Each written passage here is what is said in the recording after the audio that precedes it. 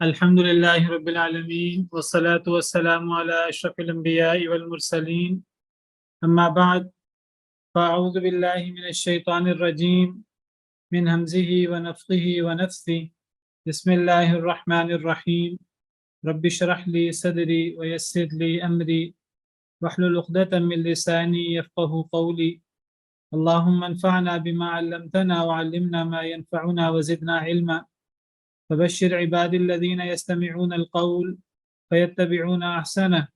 أولئك الذين هداهم الله وأولئك هم أولو الألباب والله أخرجكم من بطون أمهاتكم لا تعلمون شيئا وجعل لكم السمع والأبصار والأفئدة لعلكم تشكرون والله أخرجكم اور اللہ وہ ذات ہیں جنہوں نے نکالا تمہیں من بطون امہاتکم تمہاری ماؤں کے پیٹوں سے لا تعلمون شیئا نہیں تم جانتے تھے کچھ بھی وجعل لکم السمع والابصار والافئدہ اور بنایا تمہارے لیے کانوں کو اور آنکھوں کو اور دلوں کو لعلکم تشکرون تاکہ تم شکر کرو۔ تو اللہ تعالیٰ اپنی عظیم قدرتیں بیان کر رہے ہیں۔ سورۃ النحل کا جو عام موضوع ہے، فوکس ہے، وہ اللہ رب العالمین کی عظمت اور اللہ رب العالمین کی شان اور اللہ رب العالمین کی نعمتوں پر ہے۔ تو اللہ فرماتے ہیں اللہ کی شان اور اللہ کی عظمت یہ ہے، اللہ کی توحید کی بہت بڑی نشانی، کہ جس طرح اللہ نے دیگر تمام مخلوقات کو پیدا کیا ہے تو اللہ نے ہمیں بھی پیدا کیا ہے اور اللہ نے نکالا تمہیں تمہاری ماؤں کے پیٹوں سے، یعنی حمل ٹھہرتا ہے اور اس کے بعد پھر ڈلیوری ہوتی ہے، اولاد ہوتی ہے۔ لا تعلمون شیئا نہیں تم جانتے کچھ بھی، یعنی جب انسان پیدا ہوتا ہے تو اس وقت انسان کچھ بھی نہیں جانتا ہوتا۔ لا تعلمون شیئا، شیئا نکرہ ہے، جب نکرہ اور اس سے پہلے نفی ہو تو پھر یہ عموم کی نفی ہوتی ہے، تم کچھ بھی نہیں جانتے تھے۔ دیکھیے اللہ تعالیٰ نے انسان کو باقی تمام مخلوق کے مقابلے میں اللہ نے انسان کو اشرف المخلوقات بنایا ہے، اور اللہ نے انسان کو بڑا علم اور بڑی فضیلت دی، اور فضیلت عقل کی بنا پر اور علم کی بنا پر دی، لیکن یہ عقل اور یہ علم اللہ کی دی ہوئی ہے۔ یہ کوئی عقل یا علم ایسا نہیں ہے کہ انسان اپنی عقل اور اپنے علم اور اپنی صلاحیتوں سے اللہ کا مقابلہ کرنا شروع کر دے۔ اللہ نے ہمیں پیدا کیا ہے اور اللہ نے ہماری صلاحیتوں کو بھی، ہمارے اعمال کو بھی، ہمارے افعال کو بھی اللہ نے ہی پیدا کیا ہے۔ واللہ خلقکم وما تعملون، اللہ نے تمہیں بھی پیدا کیا ہے اور جو تم کرتے ہو اسے بھی اللہ نے پیدا کیا ہے۔ ہم اور ہمارے اعمال اللہ کے تابع ہیں، اللہ کی مخلوق ہیں۔ اللہ نے ہماری عقل، ہمارا علم جو اللہ نے ہمیں سکھایا ہے، اللہ نے ہمیں دیا ہے، ہماری صلاحیتیں جو اللہ نے ہمیں دی ہیں، یہ سب چیزیں اللہ رب العالمین کے تابع ہیں۔ انسان یہ نہ سمجھے کہ انسان جسے اللہ نے اتنی عقل دی ہے، اتنا علم دیا ہے، کہ وہ انسان خود مخلوق ہے، لیکن اللہ کی دی ہوئی عقل سے انسان اللہ کی دیگر مخلوقات جن کے پاس اتنی عقل نہیں ہے جتنی اللہ نے ہمیں دی ہے، تو انسان باقی مخلوقات پر قابو پا لیتا ہے، ان کو اپنے کنٹرول میں کر لیتا ہے، ان سے فائدہ اٹھاتا ہے۔ انسان کا حجم دیکھیے، اور اس زمین پہ جو بری جانور ہیں ان کا حجم دیکھیے، کتنے بڑے بڑے جانور ہیں، اونٹ، گائے، ہاتھی وغیرہ۔ دیکھیں کس طرح یہ انسان کے تابع ہو کر کام کرتے ہیں، انسان ان سے فائدہ اٹھاتا ہے، بار برداری کا کام لیتا ہے، انسان ان کو اپنے مطابق ٹریننگ دے دیتا ہے، پھر یہ انسان کے حکم کے مطابق عمل بھی کرتے ہیں۔ اگر ان کے اندر جو طاقت ہے، جو اللہ نے انہیں طاقت دی ہوئی ہے، ہمارے جیسے 10 آدمی، 20 آدمی، 50 آدمی بھی کئی دفعہ ان کی طاقت کا مقابلہ نہیں کر سکتے اگر طاقت کی بات کریں۔ لیکن اللہ نے ہمیں عقل دی ہے، اللہ نے ہمیں ایسی صلاحیتیں دی ہیں، اللہ کی دی ہوئی صلاحیتوں سے ہم ان جانوروں پر قابو پا لیتے ہیں، اور ان میں سے ایسے جانور بھی ہیں بہیمۃ الانعام، ہم ان پر قابو پا کر ہم ان پر سواری بھی کرتے ہیں، ان سے دیگر کام بھی لیتے ہیں ان کی کھالوں وغیرہ سے، اور ہم ان کو کھانے کے لیے استعمال بھی کر لیتے ہیں۔ تو یہ سراسر اللہ کی دین ہے، اللہ کا احسان ہے۔ تو اللہ نے جو انسان کو عقل دی، اللہ نے جو انسان کو علم سکھایا، انسان جتنا بڑا ہوتا رہتا ہے اتنا انسان کی صلاحیتیں پروان چڑھتی رہتی ہیں، اتنا انسان کا علم زیادہ ہوتا رہتا ہے۔ تو انسان یہ نہ سمجھے کہ میں جب پیدا ہوا تھا تو بس، تو تب بھی میرے پاس یہ صلاحیتیں خود بخود موجود تھیں، یہ علم خود بخود موجود تھا۔ جب انسان پیدا ہوتا ہے اس وقت انسان کو کچھ بھی پتہ نہیں ہوتا، انسان کے پاس کچھ بھی علم نہیں ہوتا، وہ کتنا ہی برگزیدہ انسان کیوں نہ ہو، وہ کتنا ولی اللہ اور اللہ کا نبی اور اللہ کا مقرب رسول ہی کیوں نہ ہو، جب انسان پیدا ہوتا ہے اس وقت انسان کے پاس کوئی علم نہیں ہوتا۔ یہ ایک بہت زبردست اصول ہے جو اللہ تعالیٰ نے بیان کیا ہے، اور ہمارے ہاں بعض ایسی خرافات موجود ہیں لوگوں نے بنا رکھی ہیں الٹی سیدھی بغیر دلیل کے۔ اس آیت کریمہ سے ان خرافات کا رد بھی ہوتا ہے۔ کچھ لوگ اپنے بزرگوں کے بارے میں، اپنے بڑوں کے بارے میں یہ باور کراتے ہیں کہ دیکھیں شیطان جو ہے وہ کس طرح گمراہ کرتا ہے لوگوں کو، وہ کسی کو کس طرح گمراہ کرتا ہے، کسی کو کس طرح گمراہ کرتا ہے۔ جو لوگ ایمان ہی نہیں لاتے، کافر ہیں، مشرک ہیں، ان کو تو وہ ان کے کفر و شرک پہ لگائے رکھتا ہے۔ جو لوگ ایمان لے آتے ہیں، اللہ رسول پر ایمان لانے کا دعویٰ کرتے ہیں، لا الہ الا اللہ محمد الرسول اللہ پڑھ لیتے ہیں، شیطان انہیں کسی اور طریقے سے گمراہ کرنے کی کوشش کرتا ہے۔ شیطان کو پتہ ہے کہ شیطان ان سے کہ تم مرتد ہو جاؤ، وہ مرتد تو نہیں ہوں گے۔ شیطان ان سے کہے کہ تم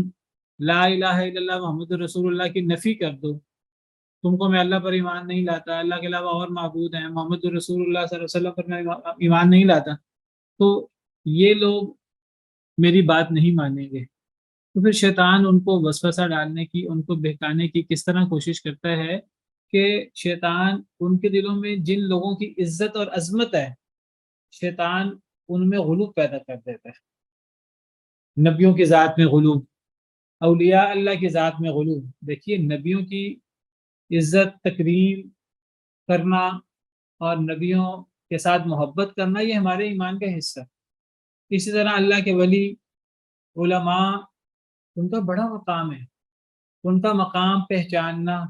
ان کی عزت کرنا، ان کا احترام کرنا یہ ہمارے ایمان کا حصہ ہے، ہمیں اس کا ہمارے دین میں حکم دیا گیا ہے۔ لیکن نبیوں کے، ولیوں کی تکریم اور ان کے مقام کا مطلب یہ نہیں ہے کہ انسان ان کی ذات میں اتنا غلو کرے کہ ان کو ان کے اصل مقام سے بھی بڑھا کر ان کے اندر خدائی صفات پیدا کر دے۔ تو شیطان کیا کرتا ہے کہ شیطان وسوسہ ڈالتا ہے کہ، اور پھر ہم غلوب میں مبتلا ہو جاتے ہیں۔ شیطان نے ہم سے پہلے یہود و نصارہ کو بھی نبیوں اور اللہ کے ولیوں کے بارے میں غلوب میں مبتلا کیا، اور ان سے پہلے بھی یہ شیطان کا پورا حربہ ہے۔ شیطان دیندار لوگوں کو اس طرح کر کے گمراہ کرتا ہے، غلوب پیدا کر کے۔ اللہ تعالیٰ نے قرآن کریم میں یہود و نصارہ کو مخاطب کر کے فرمایا، یا اہل الکتاب لا تغلوا فی دینکم ولا تقولوا علی اللہ الا الحق، اے اہل کتاب اپنے دین میں غلوب نہ کرو، ولا تقولوا علی اللہ الا الحق، اللہ کے بارے میں کبھی حق کے علاوہ کوئی بات نہ کہو۔ اب لوگ کیا کرتے ہیں شیطان کے پیچھے لگ کر، عیسائیوں نے کیا کیا، سیدنا عیسیٰ علیہ السلام، یہود نے تو حضرت عیسیٰ علیہ السلام کو نبی نہیں مانا، ان کے ساتھ کفر کیا، بلکہ اللہ معاف کرے ان پر اور ان کی والدہ پر تہمت لگائی کہ یہ تو ناجائز ہیں اور یہ ولد الحرام ہے، حرام طریقے سے پیدا ہوئے ہیں، اللہ معاف کرے، زنا کیا سیدہ مریم نے، ولیعذ باللہ ولیعذ باللہ۔ اب عیسائیوں نے کیا کیا یہود کے بالمقابل؟ عیسائیوں نے یہ کیا کہ وہ سیدنا عیسیٰ علیہ السلام وہ اور حضرت مریم اللہ کی بہت بڑی نشانی، اللہ فرماتے ہیں وَجَعَلْنَا ابْنَ مَرْيَمَ وَأُمَّهُ آیَةً، ہم نے ابن مریم یعنی عیسیٰ بن مریم کو وَأُمَّهُ اور ان کی ماں حضرت مریم کو آیتاً ایک نشانی بنایا، بہت بڑی نشانی، حضرت مریم بھی اور حضرت عیسیٰ بھی۔ لیکن اب عیسائیوں نے کیا کیا، انہوں نے اللہ کی ان نشانیوں کے اندر حضرت عیسیٰ اللہ کے جلیل القدر پیغمبر اور رسول تھے، ہیں،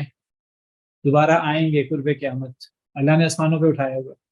حضرت مریم جو صدیقہ ہیں، کامل عورتوں میں سے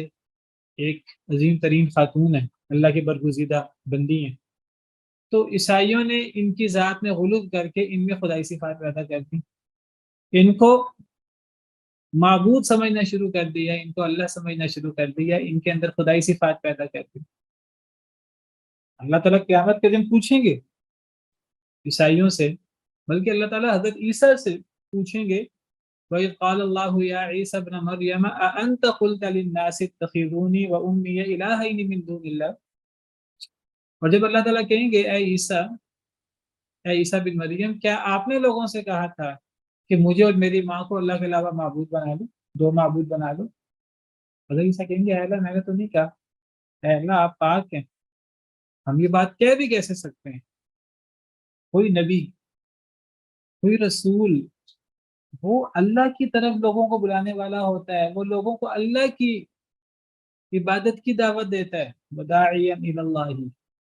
اللہ کی طرف داعی ہوتا ہے، لوگوں کو اپنی عبادت کی طرف نہیں بلاتا۔ وَمَا كَانَ لِبَشَرٍ أَن يُكَلِّمَهُ اللَّهُ وَمَا كَانَ لِبَشَرٍ أَن يُؤْتِيَهُ اللَّهُ الْكِتَابَ وَالْحُكْمَ وَالنُّبُوَّةَ ثُمَّ يَقُولَ لِلنَّاسِ كُونُوا عِبَادًا لِّي مِن دُونِ اللَّهِ، اللہ کہتے ہیں کوئی ایسا بشر نہیں ہو سکتا جسے اللہ نے کتاب اور دانائی اور نبوت دی ہو، کسی بشر کو اللہ نے کتاب کا علم دیا ہو، کتاب اتاری ہو، اس پر دانائی دی ہو، نبوت دی ہو، نبی رسول بنایا ہو، پھر وہ لوگوں کو اللہ کی طرف بلانے کی بجائے اپنی عبادت کی طرف بلانا شروع کر دے، ایسا نہیں ہو سکتا۔ نہ کوئی نبی یہ کر سکتا، نہ کوئی ولی اللہ کا اس طرح کرتا ہے، جو سچا ولی ہوتا ہے اللہ کا، سچا عالم، وہ لوگوں کو اللہ کی طرف بلاتا ہے۔ لیکن شیطان کیا کرتا ہے، شیطان غلو میں لوگوں کو مبتلا کر دیتا ہے۔ اب لوگ کیا کرتے ہیں کہ جو لوگ اپنے نبیوں اپنے ولیوں کے بارے میں غلو میں مبتلا ہو جاتے ہیں، پھر ان کے بارے میں وہ باتیں کرتے ہیں جو اللہ نے نہیں کہی ہوتی، ان میں کبھی خدائی صفات پیدا کر دیتے ہیں،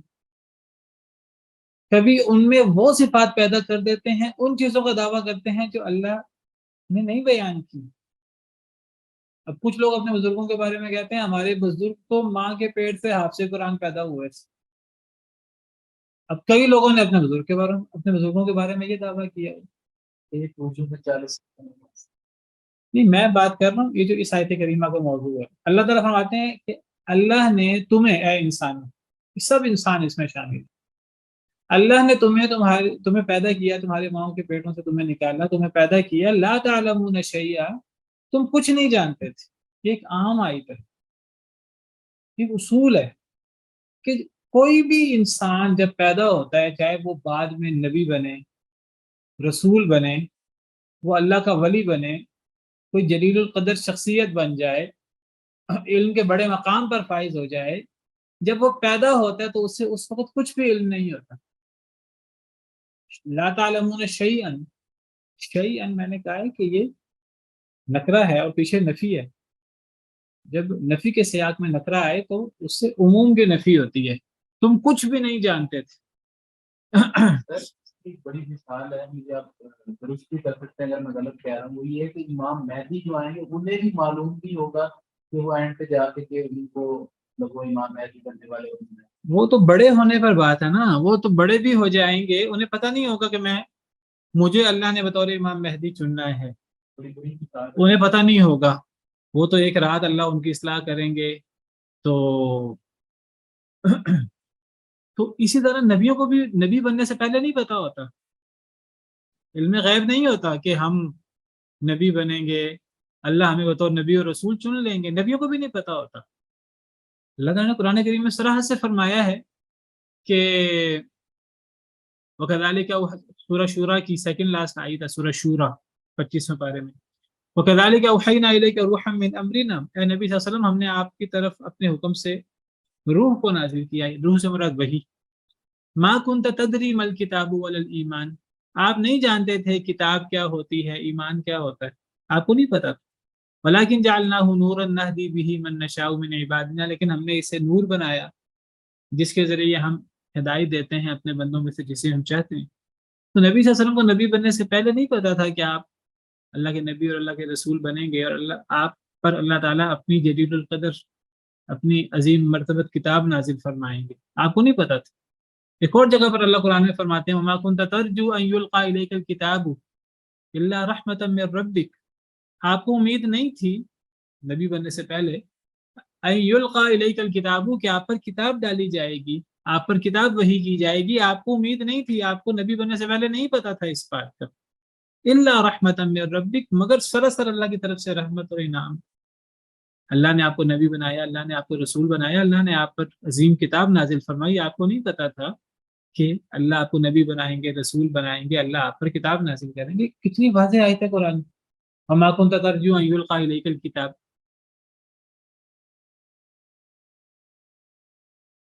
بلکہ نبی بننے کے بعد بھی،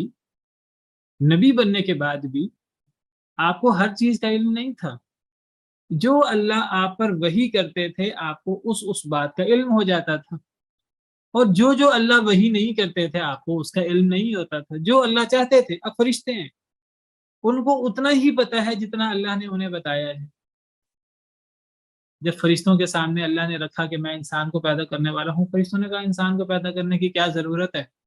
اللہ نے بتایا کہ میں انسان پیدا کروں گا، اس کے بعد اختیار ہوگا، وہ اچھا کام بھی کر سکے گا، برا کام بھی کر سکے گا۔ تو فرشتے کہنے لگے کہ اے اللہ، ایسے انسان کو پیدا کرنے کی کیا ضرورت ہے کہ جو فتنہ فساد کرے گا، جو قتل و غارت کرے گا، خون بہائے گا۔ اگر ان میں اچھے لوگ ہوں گے تو تسبیح کرنے والے، آپ کی عبادت کرنے والے، تو تسبیح اور عبادت تو ہم بڑی کرتے ہیں۔ تو اللہ نے فرمایا میں جانتا ہوں، تم نہیں جانتے۔ پھر اللہ نے عملی ثبوت دیا، اللہ تعالیٰ نے سیدنا آدم علیہ السلام کو نام سکھائے۔ اللہ نے فرشتوں سے کہا کہ ان چیزوں کی تم مجھے نام بتاؤ، تو فرشتوں کو سمجھ آ گئی، کہنے لگے اے اللہ تعالیٰ، قالوا سبحانک لا علم لنا الا ما علمتنا، کہنے لگے اے اللہ آپ پاک ہیں، ہمارے پاس تو کوئی علم نہیں ہے مگر جو آپ نے ہمیں سکھایا، انک انت العلیم الحکیم، آپ ہی جاننے والے، حکمت والے۔ تو پھر اللہ تعالیٰ نے حضرت آدم سے فرمایا اے آدم، ان کو فرشتوں کو ان چیزوں کے نام بتاؤ۔ حضرت آدم کو چونکہ اللہ تعالیٰ پہلے ان چیزوں کے نام بتا چکے تھے، سکھا چکے تھے، تو حضرت آدم علیہ السلام نے ان چیزوں کے نام بتا دیے۔ فلما انبأهم باسمائهم، جب حضرت آدم نے ان چیزوں کے نام بتائے، قال الم اقل لكم انی اعلم غیب السماوات والارض، پھر اللہ نے فرمایا فرشتوں سے کہ میں نہیں کہتا تھا تم سے کہ زمین و آسمان کا غیب تو میں جانتا ہوں، واعلم ما تبدون وما کنتم تکتمون، اور میں جانتا ہوں جو تم ظاہر کرتے تھے اور جو تم چھپاتے تھے۔ تو فرشتوں کو بھی اتنا ہی علم ہے جتنا اللہ نے فرشتوں کو بتایا ہے۔ نبیوں کو نبی بننے سے پہلے نہیں پتا تھا کہ وہ نبی بنیں گے، ان پر کتاب نازل ہوگی، ان پر وحی نازل ہوگی، نبیوں کو نہیں پتا تھا۔ بلکہ نبی بننے کے بعد بھی نبیوں کو مخصوص وحی نازل ہونے سے پہلے نہیں پتا ہوتا تھا کہ ان پر یہ وحی نازل ہوگی۔ اللہ تعالیٰ سورہ یوسف میں فرماتے ہیں الف لام را تلک آیات الکتاب المبین انا انزلناه قرآنا عربیا لعلکم تعقلون نحن نقص علیک احسن القصص بما اوحینا الیک هذا القرآن وان كنت من قبله لمن الغافلین۔ اللہ فرماتے ہیں تلک آیات الکتاب المبین، یہ واضح کرنے والی کتاب کی آیات ہیں، ہم نے آپ پر عربی قرآن نازل کیا تاکہ تم لوگ سمجھ سکو اے قریش۔ نحن نقص علیک احسن القصص بما اوحینا الیک هذا القرآن، اے نبی صلی اللہ علیہ وسلم ہم آپ پر بہترین قصہ نازل کرنے لگے ہیں۔ اس قرآن کو جو ہم وحی کر رہے ہیں آپ پر، اس قرآن کی وحی میں ہم آپ پر بہترین قصہ، سورہ یوسف کی ابتدا ہے تو بہترین قصے سے مراد سیدنا یوسف علیہ السلام کا قصہ ہے، ہم آپ پر بہترین قصہ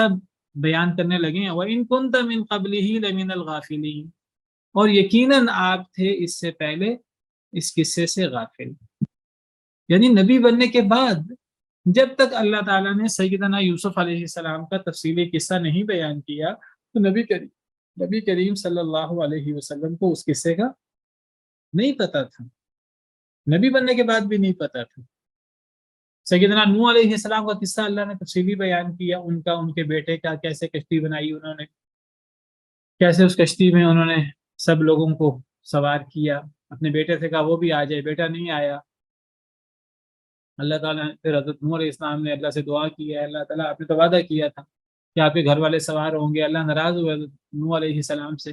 کہ میں نے تو آپ کے اہل بیت کے بارے میں کہا تھا، بیٹا تو آپ کے اہل بیت میں سے نہیں ہے کیونکہ یہ نیک نہیں ہے، اس کے عمل اچھے نہیں ہیں، یہ اہل بیت میں سے نہیں ہے. سارا قصہ بیان کر کے اللہ تعالیٰ فرماتے ہیں تلک من انباء الغیب نوحیھا الیک، یہ غیب کی خبریں ہیں اے نبی صلی اللہ علیہ وسلم، ہم آپ پر یہ غیب کی خبریں وحی کر رہے ہیں. ما کنت تعلمها انت ولا قومك من قبل هذا، اے نبی صلی اللہ علیہ وسلم نہ آپ ان قصوں کو جانتے تھے نہ آپ کی قوم ان قصوں کو جانتی تھی اس سے پہلے. قرآن میں یہ قصے نازل ہونے سے پہلے نہ آپ جانتے تھے ان قصوں کو یا نہ آپ کی قوم جانتی تھی. یعنی نبی بننے کے بعد بھی جو اللہ وحی کرتے ہیں نبی کو اس کو پتہ لگ جاتا ہے، جو اللہ نہیں وحی کرتے تو اس وحی ہونے سے پہلے نبی کو جو چیز بعد میں وحی بھی ہو جائے وحی سے پہلے نبی کو نہیں پتا. اتنی واضح اور اتنی کلیئر کٹ بات ہے لیکن سمجھ نہیں آتی لوگوں کو. کئی لوگ کہتے ہیں کہ جی نبی پیدائشی نبی ہوتا ہے، بلکہ کئی لوگ کہتے ہیں نبی کریم صلی اللہ علیہ وسلم تو شروع سے نبی ہے. یعنی سب سے پہلے حضرت آدم سے بھی پہلے نبی کریم صلی اللہ علیہ وسلم نبی تھے. اگر مراد یہ لیا جائے کہ اللہ کے علم میں نبی کریم صلی اللہ علیہ وسلم کے بارے میں یہ طے تھا کہ وہ نبی ہوں گے تو پھر تو کوئی اشکال نہیں ہے. جس طرح حدیث میں آتا کن تو نبی ہے وہ آدم بین الروح والجسد، میں اس وقت بھی نبی تھا، ابھی آدم پیدا بھی نہیں ہوئے تھے، ابھی روح اور جسم کے درمیان تھے. اس سے مراد اللہ کے علم میں. اللہ نے تو لوح محفوظ میں ہر چیز لکھ دی تھی، زمین و آسمان کی تخلیق سے پہلے اللہ نے لوح محفوظ میں ہر چیز لکھ دی کیا کچھ قیامت تک ہونا ہے. صرف نبی کریم صلی اللہ علیہ وسلم کے بارے میں نہیں لکھا کہ آپ اللہ کے نبی ہوں گے، دیگر انبیاء کرام علیہ السلام کی نبوت کے بارے میں بھی اور کچھ کائنات میں ہونا ہے. نیک لوگ جو پیدا ہوں گے ان کے بارے میں، برے لوگ جو پیدا ہوں گے ان کے بارے میں، جو کچھ کسی نے کرنا ہے، جو کچھ بڑے بڑے واقعات، چھوٹے واقعات، جو کچھ قیامت تک ہونا ہے وہ بھی سیدنا آدم علیہ السلام کے پیدا کرنے سے پہلے اللہ کے علم میں تھا اور وہ چیز لوح محفوظ میں موجود تھی. اگر یہ مراد دیا جائے پھر تو ٹھیک ہے. اگر یہ مراد دیا جائے کہ نبی کریم صلی اللہ علیہ وسلم پہلے سے ہی موجود تھے، پیدا ہو چکے تھے، نبی بن چکے تھے، تو پھر عام الفیل کو پھر کیا ہوا تھا؟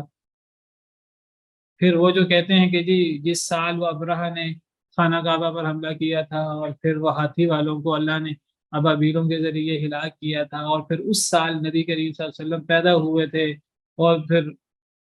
اس کے واقعات بیان کیے جاتے ہیں اور پھر آج تو لوگ عید میلاد بھی مناتے ہیں اس کی.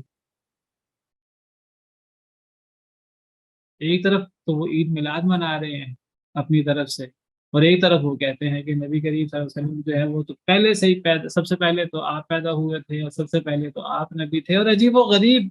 ایسے عقائد ہیں جن میں کنٹراڈکشن ہے، آپس میں شدید اختلاف ہے. اللہ تعالیٰ قرآن میں فرماتے ہیں کہ نبی کریم صلی اللہ علیہ وسلم حضرت موسیٰ کے دور میں موجود نہیں تھے. وما كنت بجانب الطور اذ نادینا، اے نبی صلی اللہ علیہ وسلم جب ہم نے طور پہاڑ پر حضرت موسیٰ علیہ السلام کو پکارا تو آپ وہاں موجود نہیں تھے. جب آپ وہاں موجود نہیں تھے تو کوہ طور پہ اللہ نے سیدنا موسیٰ علیہ السلام پر کیا وحی کی، آپ کو کیسے پتہ لگا؟ اللہ فرماتے ہیں ہم نے وحی کی تو آپ کو پتہ لگا. وَلَٰكِن رَحْمَةً مِّن رَّبِّكَ، یہ اللہ کی طرف سے آپ پر رحمت ہے کہ اللہ نے آپ کو نبی بنایا، اللہ نے آپ کو وحی کے ذریعے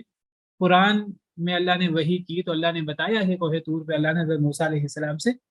کیا بات چیت کی تھی، قرآن میں موجود ہے، احادیث مبارکہ میں موجود ہے.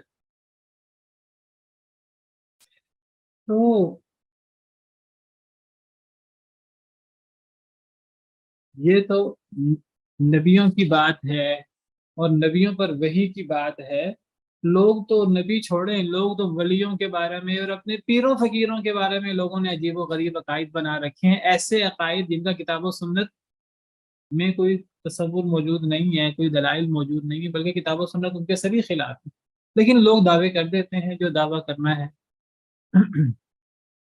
کسی نے کون سا تحقیق کرنی ہے، اور جو تحقیق کرنے کے لیے کوشش کرے گا، جو دلیل مانگے گا، تو وہ آگے وہ اچھا تم تو وہابی ہو، وہ وہابی کہہ کر اس کو چپ کروا دیں گے۔ اللہ معاف کرے۔ بہرحال قرآن کی بڑی واضح آیت کہ جب انسان پیدا ہوتا ہے، کوئی بھی انسان، جو بھی انسان ہے، چاہے وہ بعد میں جا کر نبی بنے، بعد میں ولی بنے، بڑا برگزیدہ کوئی شخصیت بنے، جب وہ پیدا ہوتا ہے تو اسے کچھ علم نہیں ہوتا، کچھ بھی علم نہیں ہوتا۔ اللہ نے نکالا تمہیں تمہاری ماؤں کے پیٹوں سے، تم کچھ نہیں جانتے تھے۔ وَجَعَلَ لَكُمُ السَّمْعَ، تو یہ کہنا ہمارے بزرگ، ہمارے بڑے، وہ حافظ قرآن پیدا ہوئے تھے اور وہ فلاں فلاں علم لے کر پیدا ہوئے تھے، کوئی علم لدنی ان کے پاس پہلے سے ہی کوئی یہ چیزیں موجود تھیں، یہ چیزیں کتاب و سنت کے خلاف ہیں۔ وَجَعَلَ لَكُمُ السَّمْعَ وَالْأَبْصَارَ وَالْأَفْئِدَةَ، اور بنایا یعنی اللہ نے لکم تمہارے لیے السمع کانوں کو، والابصار اور آنکھوں کو، والافئدہ اور دلوں۔ انسانوں کے بارے میں اللہ بالعموم بات کر رہے ہیں۔ اللہ فرماتے ہیں اے انسانوں، اللہ نے تمہیں پیدا کیا تمہاری ماؤں کے پیٹوں سے، تم کچھ بھی نہیں جانتے تھے، اور پھر اللہ نے جب تمہارے لیے کان، آنکھیں، دل بنائے، اللہ نے تمہیں اعضاء دیے سارے کے سارے، ان اعضاء کے ذریعے تم سنتے ہو، تم دیکھتے ہو، تم غور و فکر کرتے ہو، اور تم آہستہ آہستہ چیزیں سیکھتے ہو۔ ایک وقت آتا ہے کہ پھر انسان چیزیں سیکھ سیکھ کر، کانوں سے سن سن کر، آنکھوں سے دیکھ دیکھ کر، اور پھر کانوں اور آنکھوں کے جو میسیجز دماغ تک، دل تک پہنچتے ہیں، اس پہ غور و فکر کر کے پھر انسان ایک بڑا تجربہ کار، ایک اس کے پاس علم آ جاتا ہے، اس کے پاس تجربہ آ جاتا ہے، پھر وہ ایک لیول تک پہنچ جاتا ہے۔ جب انسان جوانی کو پہنچتا ہے تو صرف اعضاء کے اعتبار سے، قوت کے اعتبار سے وہ پختگی کو نہیں پہنچتا، وہ اپنی عقل و فہم، بصیرت کے اعتبار سے بھی وہ ایک لیول تک پہنچ جاتا ہے۔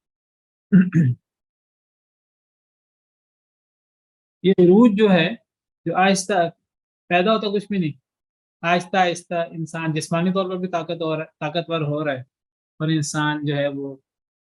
سیکھنے کے اعتبار سے، علم کے اعتبار سے انسان کا علم اور تجربہ بھی بڑھتا جا رہا ہے۔ وَلَمَّا بَلَغَ أَشُدَّهُ آتَيْنَاهُ حُكْمًا وَعِلْمًا، جب وہ اپنی پختگی کو پہنچے، حضرت یوسف علیہ السلام کے حوالے سے جب پختگی کو پہنچے تو ہم نے پھر انہیں علم بھی دیا، حکمت بھی دی۔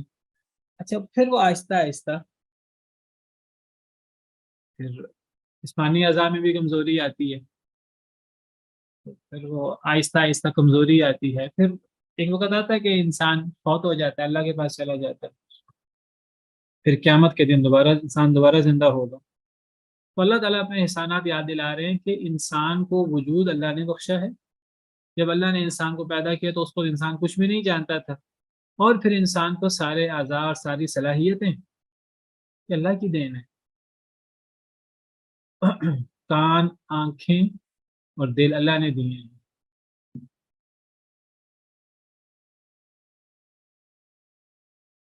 لعلکم تشکرون، تاکہ تم شکر کرو۔ اس سے پتہ لگتا ہے کہ جب یہ سب چیزیں، جب انسان کو پیدا اللہ نے کیا، مارے گا بھی اللہ تعالیٰ، اور پھر ساری صلاحیتیں بھی اللہ نے دی،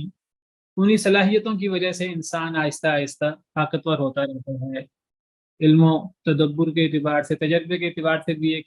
پیک تک پہنچتا ہے انسان۔ تو اس سے پتہ لگتا ہے کہ جب یہ سارے کے سارے اللہ کے انعامات ہیں، پھر انسان کو اپنی صلاحیتوں کو اللہ کی رضا کے لیے استعمال کرنا چاہیے۔ صحیح صلاحیتیں، کام کی صلاحیتیں وہی ہیں جو اللہ کے لیے استعمال ہیں۔ لعلکم تشکرون، اللہ فرماتے ہیں کہ پیدا اللہ نے کیا ہے، تم پہلے کچھ نہیں جانتے تھے، پھر تمہیں سکھایا بھی اللہ نے، تم نے اللہ کے دیے ہوئی صلاحیتوں سے، کانوں، آنکھوں، دل کے ذریعے تم نے سیکھا بہت سی چیزوں کو، اللہ نے تمہیں سکھایا، اللہ نے تمہیں آزاد دی، اللہ نے تمہیں صلاحیت دی۔ اب تمہیں اللہ نے تمہیں پیدا کیا، ساری نعمتیں اللہ نے دی، اب تمہیں اللہ کی نعمتوں کا شکریہ ادا کرنا ہے۔ اور وہ شکریہ کیا ہے؟ وہ شکریہ یہ ہے کہ انسان اپنی تمام صلاحیتوں کو، چاہے وہ ہماری جسمانی اعضاء اور جسمانی صلاحیتوں کی صورت میں ہو، چاہے وہ مال، اقتدار اور اس قسم کی جو نعمتیں اللہ نے ہمیں دی ہیں اس صورت میں ہو، تو ہمیں ان تمام نعمتوں کا اور ان تمام اعضاء کا، ان تمام صلاحیتوں کا ہمیں اللہ کے سامنے شکر ادا کرنا ہے۔ اور وہ شکر کیا ہے؟ زبان سے بھی ہم الحمدللہ کہیں، اللہ کا شکر ادا کریں، اللہ کی تسبیح کریں، اور ہم عمل سے اللہ کے احکامات کے مطابق زندگی گزاریں، جو عملی شکر ہے۔ اعملوا آل داود شکرا، اے آل داود شکر والا عمل کرو۔ اور شکر، عملی شکر کیا ہے؟ زبانی شکر اللہ کی تعریف، اللہ کا ذکر، یہ بہت بڑی نیکی ہے۔ اور عملی شکر کیا ہے؟ سب سے بڑا عملی شکر توحید اللہ تعالیٰ کی، اللہ تعالیٰ کے احکامات کے مطابق زندگی گزارنا، یہ عملی شکر ہے۔ اللہ کے ہر حکم کے مطابق عمل کرنا، جس چیز سے اللہ نے روکا ہے اسے رک جانا۔ اللہ نے کان دیے ہیں تو جس کام کے لیے دیے، قرآن سننے کے لیے دیے تو انسان قرآن سنے، اچھی باتیں سنے۔ اللہ نے آنکھیں دی ہیں اللہ کی نشانیوں کو دیکھنے کے لیے، اچھی اچھی چیزوں کو دیکھنے کے لیے، ان سے غور و فکر کے، اللہ نے دل دیا ہے غور و فکر کرنے کے لیے، انسان غور و فکر کرے اور اپنے خالق کی پہچان اور اپنے خالق کی عظمت اس کے دل میں جاگزی ہو۔ اللہ نے یہ اعضاء اور یہ صلاحیتیں اس لیے دی ہیں تاکہ تم شکر کرو۔ جو شخص اپنی صلاحیتوں کو اور اپنے مال و دولت کو، اپنے اقتدار کو اللہ کے حکم کے مطابق استعمال کرتا ہے تو گویا کہ یہ شخص کامیاب ہے، یہ شخص عقل مند ہے،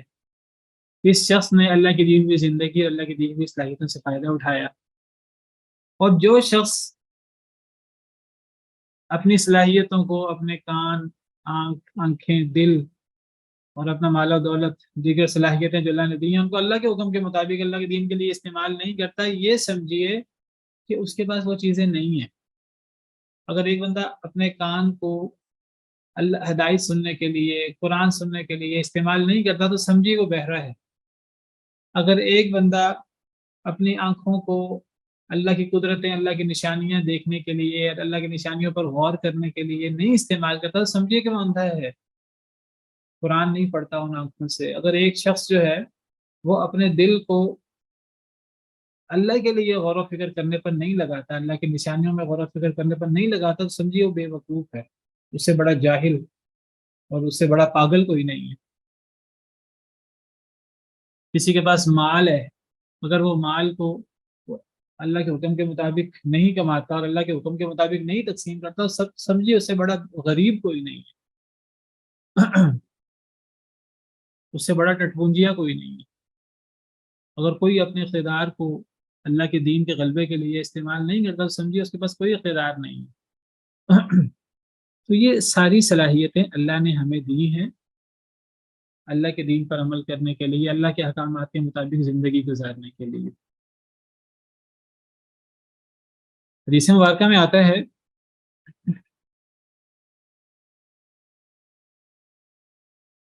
صحیح بخاری کی حدیث ہے، نبی صلی اللہ علیہ وسلم نے فرمایا ان اللہ قال، حدیث قدسی ہے، نبی صلی اللہ علیہ وسلم نے فرمایا کہ اللہ فرماتے ہیں من عاد لی ولیا فقد آذنته بالحرب، جو میرے کسی ولی سے، میرے کسی دوست سے دشمنی کرے گا۔ اللہ کے دوست اللہ کے ولی ہوتے ہیں، اللہ کے دین کی طرف بلانے والے، اللہ کے دین پر عمل کرنے والے۔ جو میرے لیے میرے کسی ولی سے دشمنی کرے گا، اللہ کے ولی سے، فقد آذنته بالحرب، میں اسے اس کے لیے جنگ کا اعلان کرتا ہوں۔ پھر اللہ فرماتے ہیں وما تقرب الی عبدی بشیء احب الی مما افترضت علیہ، میرا بندہ میرے اگر قریب ہونا چاہتا ہے تو مجھے جو سب سے محبوب چیز ہے جس سے میرا بندہ میرے قریب ہو سکتا ہے وہ چیزیں ہیں جو میں نے اس پر فرض کی ہیں۔ یعنی اگر ایک انسان اللہ کو راضی کرنا چاہتا ہے تو سب سے بہتر اعمال جس سے انسان اللہ کو راضی کر سکتا ہے وہ اعمال ہیں جو اللہ نے ہم پر فرض کیے ہیں۔ ایک انسان نوافل، سنتیں اور نوافل ادا کرتا رہے، فرائض ادا نہ کرے، پوری رات تہجد پڑھنے میں گزار دے، فجر کی نماز ادا نہ کرے، تو اللہ کو ایسا شخص پسند نہیں ہے، یہ شخص بے وقوف ہے، یہ شخص کوئی عقل مند نہیں ہے۔ اگر ایک شخص کو اللہ کی رضا چاہیے اور وہ دو دو کام نہیں کر سکتا، تین تین کام نہیں کر سکتا، ایک کام کر سکتا ہے، پھر فرائض پہ عمل شروع کر دے۔ وہ پوری رات تہجد پڑھنے کی بجائے پوری رات وہ قرآن کی مجلسیں اور محفل قرات اور محفل نعت سن کر فجر کی نماز ضائع کر دے، اس سے بہتر ہے وہ فجر کی نماز پڑھ لے اللہ کے حکم کے مطابق۔ پوری رات وہ چاہے سو کر گزار دے، وہ اللہ کو زیادہ محبوب ہے۔ ایک انسان جو ہے وہ صدقہ خیرات کرتا ہے، زکوٰۃ ادا نہیں کرتا، تو بہتر ہے کہ وہ زکوٰۃ ادا کر دے۔ اللہ کو سب سے زیادہ محبوب وہ چیزیں ہیں جو اللہ نے ہم پر فرض کی ہیں۔ پھر اللہ فرماتے ہیں وما یزال عبدی یتقرب الی بالنوافل، پہلے فرائض ہیں، سب سے محبوب چیز اللہ کو، اللہ نے جو فرائض ہم پر مقرر کیے ہیں وہ ہم بجا لائیں گے تو اللہ کو سب سے زیادہ محبوب ہے۔ جس سے اللہ نے ہمیں منع کیا ہے حرام چیزیں، ان سے روکیں گے تو اللہ کو یہ چیز سب سے زیادہ محبوب ہے۔ پھر اس کے بعد پھر نوافل کی باری آتی ہے، پھر سنتوں کی باری آتی ہے۔ پہلے انسان فرائض ادا کرے، وما یزال عبدی یتقرب الی بالنوافل، میرا بندہ میری قربت حاصل کرنے کی کوشش کرتا ہے نفلوں کے ذریعے۔ پہلے فرائض ادا کرتا ہے، پھر میرا بندہ نوافل کے ذریعے میرے قریب ہونے کی کوشش کرتا ہے، تو اللہ فرماتے ہیں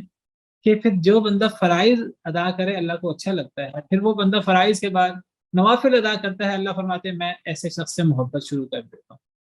مجھے یہ شخص بھی بہت اچھا لگتا ہے کہ یہ فرائض بھی ادا کر رہا ہے اور پھر یہ نوافل زائد چیزیں وہ بھی کرنے کی کوشش کر رہا ہے۔ جب ایک بندے کے اندر یہ چیز آ جاتی ہے، فرائض کے ساتھ ساتھ نوافل بھی، تو اللہ تعالیٰ ایسے شخص سے محبت شروع کر دیتے ہیں۔ اب آگے سنیے اللہ کی محبت سے پھر کیا ہوتا ہے۔ فَإِذَا أَحْبَبْتُهُ كُنْتُ سَمْعَهُ الَّذِي يَسْمَعُ بِهِ، جب میں اپنے بندے سے محبت کرتا ہوں تو میں اس کا وہ کان بن جاتا ہوں جس کان سے وہ سنتا ہے۔